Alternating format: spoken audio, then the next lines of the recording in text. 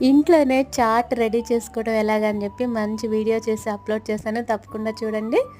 అయితే ఇది దేనికి బావుంటదంటారు? దోసకి, పూరీకి అండ్ చపాతీకి ఎక్సలెంట్‌గా ఉంటదనమాట. ఇంకా పానీపూరికి అయితే చెప్పే పనే లేదు. ఇంకా చాలామంది చాట్ సెపరేట్‌గా కూడా తింటుంటారు కదా! ఉల్లిపాయలు, కొత్తిమీర అన్నీ వేసుకొని. మరి రండి ఈరోజైతే ఈవినింగ్ ఇంట్లోనే ఒక స్నాక్ చేద్దామని రెడీ చేస్తా ఉన్నాను. చిన్న చిన్న పూరీలు చేసి గట్టిగా వేయించి చిన్న చిన్న ముక్కలు తుంపేసి చాట్‌లో వేసేస్తా ఉన్నాను. బయట గూడా దొరుకుతా ఉంటది గదా! సమోసా ఏస్తారనమాట బయట. అలాగే నేను పూరీస్‌తో ట్రై చేస్తున్నాను. సో, మొత్తానికి చాలా టేస్ట్‌గా ఉంది.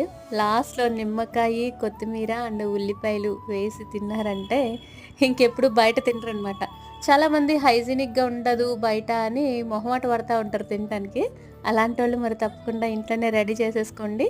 అండ్ మీకు టేస్ట్ ఎలా వచ్చిందో నాకు కామెంట్స్‌లో చెప్పండి. బై బై మరి ఉంటాను.